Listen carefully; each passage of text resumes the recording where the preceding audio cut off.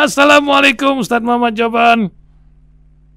Waalaikumsalam warahmatullahi wabarakatuh. Masya Allah, Ustadz, ini dapat kabar ini, saya juga jadi ngeri-ngeri sedap ya, di tengah negeri yang senjata bebas dikantongi oleh orang-orang, imam masjid menjadi sorotan pagi hari ini. Tapi juga SD juga kemarin meledak juga di sebuah SD di Amerika ya. Apa yang terjadi ya di Iowa ya? Apa yang terjadi orang ketika tinggal di Amerika bertahun-tahun? Apakah sudah tawakal aja atau bagaimana Ustadz? Dan juga cerita tentang imam ini, tokoh di Palestina yang mengatakan mujadid Indonesia menjadi sebuah pemantik daripada mujadid 100 tahun, karena sebentar lagi kita akan mengingat ketika Turki jatuh. Bulan Maret kalau nggak salah, atau awal Maret 1924. Bagaimana Ustadz Joban, 1 dan 2 kisah ini mungkin bisa diterangkan sebelum berita dari langit ingin disampaikan? Karena kalau orang dengar berita dari Amerika nih, wah jatuh kancing jatuh pun jadi berita di sana. Silakan Ustadz Joban. Iya. Memang gejala-gejala serangan terhadap masjid, imam itu jadi sekitar 30 kali lah yang dilaporkan oleh CAIR ya. Tapi sampai pembunuhan, nah ini yang pertama kali. Namun kejadian terhadap anak Palestina itu sering terjadi. Kemudian pembunuhan massal di sekolah, di mall itu ya sudah bukan berita lagi sekarang di Amerika ini. Ini ya menunjukkan bahwa mereka ini dari segi gagal. Banyak orang yang sakit jiwa lah. Karena saya katakan Amerika ini seperti rumah sakit. Rumah sakit itu biasanya gedungnya mentereng bagus, tapi yang isinya ya sakit. Ya. Itu di semua tingkat ya, termasuk anggota parlemen, anggota kongres. Saya katakan itu banyak napi yang keluar masuk penjara karena dia mengedar narkoba. Terus saya tanya ke apa customernya, dia bilang politician gitu ya, anggota kongres dan sebagainya, ya Pak Dokter dan sebagainya. Ya Pak Ustadz Joban pernah bersentuhan langsung dengan mereka ya ketika jadi dakwah dari tahanan ke tahanan masa lalu, luar biasa. Yang kedua Ustadz, masalah mujadid Ustadz. Cemana ini Ustadz? Sebuah harapan karena di tengah banyak pesimisnya sebagian umat ini. Kejadian di Gaza nampaknya sebuah literasi lain ketika superpower mendukung Israel dan pasukan, bukan hanya Hamas ya, pasukan Gaza ini terus tak bisa dikalahkan. Ya, saya kira Nabi sudah meramalkan setiap 100 tahun akan lahir seorang mujadid.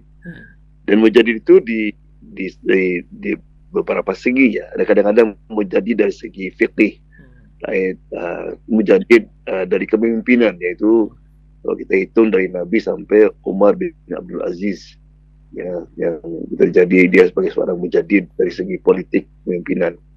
Mujadid dari segi fikih, Imam Syafi'i, Imam Abu Ahmad dan sebagainya. Nah, ini insyaallah apa yang terjadi di Gaza ini banyak sekali pelajaran-pelajaran yang bisa kita ambil yang menunjukkan ke arah situ insyaallah. Indonesia, apa yang Ustadz lihat?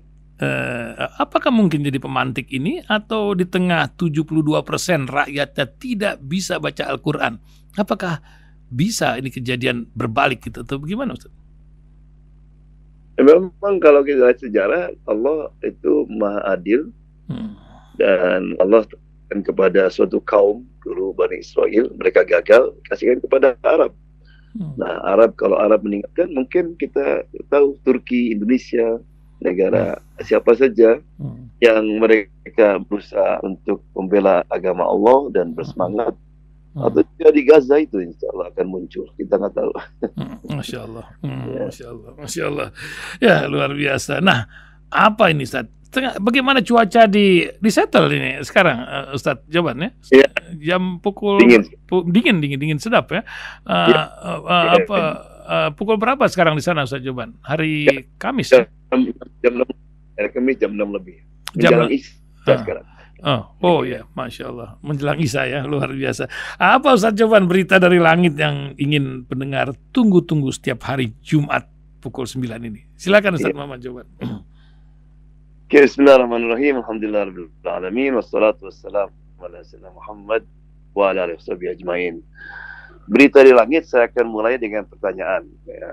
Saya bertanya kepada Pak Ihsan juga. Mungkin pernahkah Pak Ihsan melihat orang naik pesawat, begitu sampai di pesawat, dia berkata kepada pramugari, saya ingin ketemu dengan pilotnya.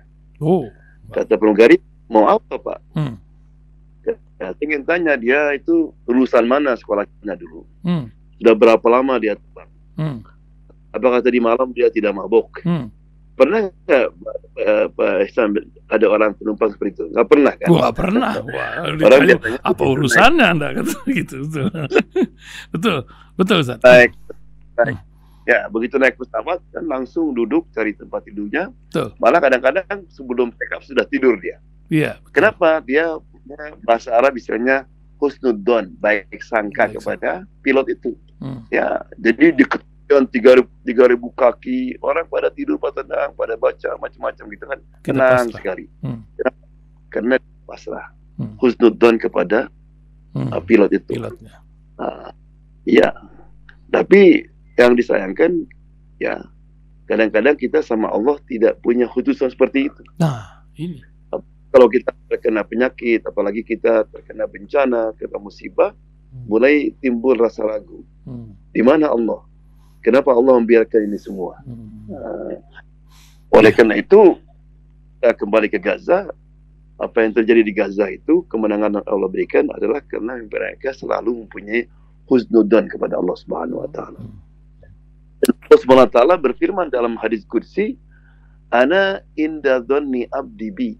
Aku ini bagaimana sangkaan hambaku terhadapku.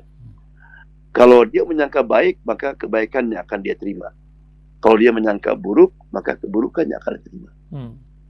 Oleh karena itu, maka di dalam Al-Quran Allah memberikan beberapa kisah-kisah untuk supaya kita merenung, merefleksi. Misalnya Ibrahim alaihissalam. Ketika Ibrahim akan dilemparkan ke dalam api yang sudah menyala-nyala itu, datang Jibril. Kalau dia Ibrahim, do you need me? Katanya. Kamu perlu kepada saya. Terus kepada kamu, enggak. Hasbi Allah wa ni'mal wakil. Allah sufficient for me. Ya, dan Allah adalah sebagai penjaga yang paling abduh.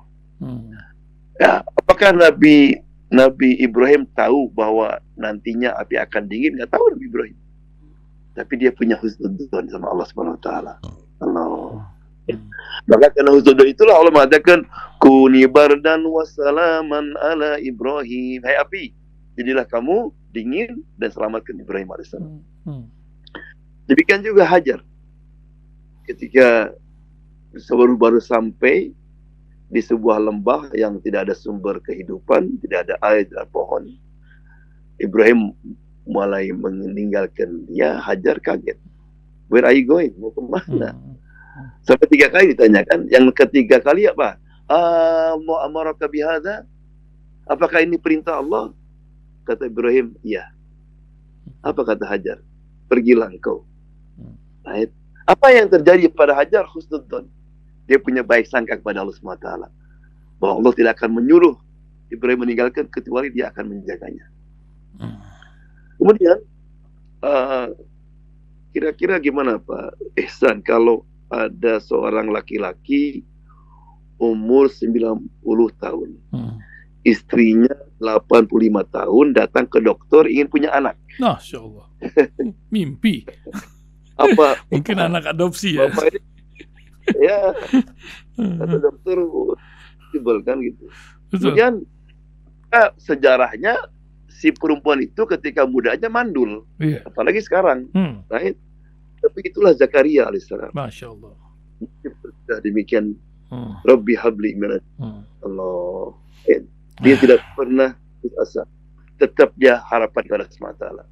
Right? Makanya Allah mengatakan, ya Zakaria, inna nubassyiruka bi ghulamin ismuhu Yahya. Karena husnudzon Zakaria, maka Allah berikan kabar gembira seorang anak yang Allah kasih nama, namanya Yahya. Nah, dulu saya pernah ceritakan ada seorang perempuan sudah lama dia menikah tapi 20 tahun gak punya anak. Datang langsung ke Nabi Isa supaya doakan dia dikasih anak. Musa langsung ngomong sama Allah, kata Allah, sorry, aku sudah menulis dalam Lauh Mahfuz bahwa perempuan itu mandul. Disampaikan, maaf, ini sudah maktub tertulis mandul. Pergilah perempuan itu. Tahun berikutnya datang lagi, didoakan lagi, jawabannya sama, mandul. Tahun ketiga juga begitu. Tahun keempat datang dia bawa anak bayi. Musa kaget, itu bayi siapa? Bayi saya. Nggak mungkin katanya. Kata Allah, mandul kau punya anak katanya. Akhirnya Musa bingung. Laporan sama Allah, going on ya. Kata Allah, ya Musa, setiap engkau katakan kepada dia mandul, dalam hatinya ya Arhamar Rahimin irhamna. Dia panggil saya. Dia nggak pernah husnudzon sama saya, tetap husnudzon. Maka aku hapus. Karena kan Allah mengatakan yamhullah ma yasha. Allah yang memutuskan suatu takdir dan Allah yang hapus. Allah hapus. Subhanallah. Demikian juga setelah perang Uhud, nah sahabat sedang sedih karena ada 70 yang meninggal, sedang ngumpet di pojok di bukit-bukit. Tiba-tiba datang berita bahwa orang Quraisy mereka sedang siap-siap mau menyerang mereka. Apa yang terjadi? Right? Takutlah. Fazaduhum imana. Allah mengatakan di Quran, malah iman mereka bertambah. Wa qalu hasbunallah wa ni'mal wakil. Hasbunallah wa ni'mal wakil. Dua mereka. Apa yang terjadi? Faqalabu bi ni'matin minallah. Allah kasih kemenangan kepada mereka. Jadi Pak kalian, jadi ketika kita dalam keadaan apapun, misalnya kita kesulitan dalam mencari nafkah, mencari kerjaan, ya tetap kita harus punya husnudzon. Karena Allah mengatakan, wa ma min dabatin fil ardi illa 'alallahi rizquha. Tidak ada binatang yang merayap. Artinya tidak ada makhluk apapun kecuali sudah Allah menentukan rezekinya. Pasti itu. Atau kita sakit, kita ke sana ke sini sudah berusaha, tetap saja masih sakit. Jangan putus asa. Ya, tetap husnudzon karena Allah mengatakan wa idza maridtu fahuwa yashfin. Kalau sakit Allah yang menyembuhkan, bukan dokter. Ada seorang orang kaya, orang tua di Kuwait, umur sudah hampir 75 tahun. Dia rupanya ginjalnya nggak berfungsi. Jadi perlu mengadakan transplantasi ginjal. Nah, kemudian anak-anaknya berusaha kontak rumah sakit di Amerika, di London. Rupanya mesti nunggu gitu, agak lama karena nggak mudah. Padahal semua keluarganya sudah sedia untuk mengorbankan ginjalnya, tapi nggak ada yang cocok. Terus kata seorang dokter, kalau ingin cepat harus pergi ke negeri miskin. Itu cepat insya Allah. Pergilah dia ke Filipina. Betul, baru 2 hari di Filipina, langsung ada ginjal yang cocok sama dia. Malam besoknya mau dioperasi, dia ingin ketemu dengan orang yang mau menjual ginjal itu. Pertama ditolak sama dokter, udah itu bukan urusan kamu katanya. Enggak, saya ingin ketemu. Akhirnya ketemu seorang perempuan sekitar umur 18 tahun, masih muda sekali. Kaget dia. Kenapa kamu mau menjual ginjalmu? Bilang, saya ini anak yatim. Ya, saya punya adik saya 3. Hidup saya itu sehari-hari untuk makannya sulit. Apalagi untuk sekolah mereka. Jadi dengan uang $70.000 ini, insya Allah akan berubah kehidupan kami. Ya, anak-anak saya bisa punya modal. Dia ceritakan kelebihan uang itu. Terus kata orang tua ini, ya Allah, ya dia panggil anak, saya nggak jadi katanya. Apa ya, kenapa? Dia bilang, saya ini sudah umur 75 tahun. Kenapa saya harus menikmati hidup dengan penderitaan orang lain? Ini anak masih muda, masih masa depan. Mungkin kalau ginjal diambil, kesehatannya terganggu nanti. Tapi tetap itu uang 70 kasihkan sama dia. Masya Allah. Ayah, kebanyakan. Tetap, jangan spesial pun jangan dikurangi. Nah, dia sudah tawakal. Dia punya baik sangka pada Allah Subhanahu wa Ta'ala. Sudah dikasihkan. Dia pulang ke Kuwait, 2 hari berikutnya pergi ke dokter kaget. Ginjalnya berfungsi lagi seperti biasa. Masya Allah. Kenikmatan sedekah yang luar biasa. Allah mengatakan, "Dawu marzukum bisadaqah." Right? Nah, kemudian kalau kita sekarang kenapa orang banyak kemarin di Australia ada 30 wanita masuk Islam sekaligus di masjid itu. Ya, di sini tiap Jumat kita dengar orang masuk Islam di Amerika Serikat. Ini kenapa? Karena mereka kagum dengan orang-orang Gaza. Jadi bagi mereka ini apa? What's behind them?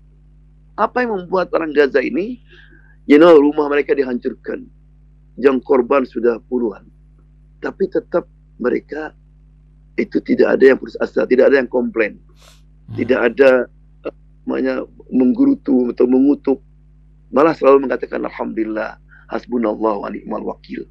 Kenapa? Karena orang Gaza ini punya husnudzon sama Allah Subhanahu wa Ta'ala. Ayat Allah mengatakan apa kata Allah? Kam min fi'atin qalilatin ghalabat fi'atan katsira. Berapa banyak kelompok yang kecil bisa mengalahkan kelompok yang besar. Yakin di sama Allah. In tansurullah yansurkum.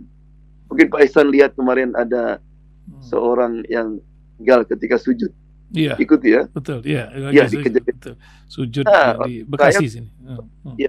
Ya, bangga menghinakan dia padahal dia mendapatkan kehormatan luar biasa. Sudah mati syahid, sujud lagi. Ya. Saya akan tutup dengan sebuah kisah. Jadi ada seorang raja, dia ingin menaklukkan negeri tetangganya, nggak bisa-bisa. Dikirimlah seorang mata-mata. Ketika sampai di perbatasan itu, lihat ada orang tua dan anak lagi motong kayu. Maka dia didatangi orang tua itu. Ya, kemudian dibujuk-bujuk, dia akan dikasih uang banyak kalau dia menyampaikan rahasia yang ada pada negeri itu. Apa kekuatan mereka itu? Kalau enggak akan dibunuh dia. Kata orang tua ini, sebelum saya buka rahasia, kamu tolong itu anak muda bunuh dulu katanya. Karena takut nanti kalau saya buka rahasianya, nanti dia kasih tahu orang penduduk kampung ini. Langsung dibunuh. Setelah dibunuh, apa rahasianya? Apa kata orang tua itu? Kamu tahu siapa anak itu? Siapa itu? Itu anak saya katanya. Saya takut kalau kamu bunuh saya karena saya tidak mau buka, nanti anak saya nggak kuat. Dia akan bongkar. Demi untuk menjaga rahasia ini, maka kamu suruh bunuh anak saya dulu supaya tetap rahasia. Right? Sekarang kalau kamu boleh bunuh saya katanya. Waktu sampaikan kepada raja, apa kata raja? Dibilang suatu negeri yang mau mengorbankan anaknya demi negerinya, demi rahasianya, tidak mungkin akan dikalahkan. Itu ketika orang-orang Gaza ini kehilangan anaknya, mereka pasrah kepada Allah SWT. Jadi itulah, mudah-mudahan kita selalu punya husnudzon kepada Allah SWT. Ketika Nabi menemukan seorang akan meninggal, Nabi tanya anak muda dia, ya, how did you find your heart? Bagaimana keadaan hatimu? Dia bilang, aku punya husnudzon kepada Allah Subhanahu wa Ta'ala. Kata Nabi, absyir. Amin, insyaallah. Amin. Syukran Ustadz Muhammad, jawaban luar biasa pagi hari ini. Semoga dapat memberikan inspirasi, kita harus berhusnuzon terus kepada Allah Subhanahu wa Ta'ala. Terima kasih Ustadz Muhammad jawaban, dan kami akan naikkan ke dalam YouTube kami siaran pagi hari ini, tapi dalam sebuah YouTube yang baru, karena dari Amerika itu kita dihack ya, YouTube kita selama 14 tahun. Kita ada yang baru namanya United Islam. Mudah-mudahan Allah memberikan jalan keluar. Terima kasih Ustadz Joban, sampai bertemu di hari Jumat mendatang. Assalamualaikum warahmatullahi wabarakatuh. Waalaikumsalam warahmatullahi wabarakatuh.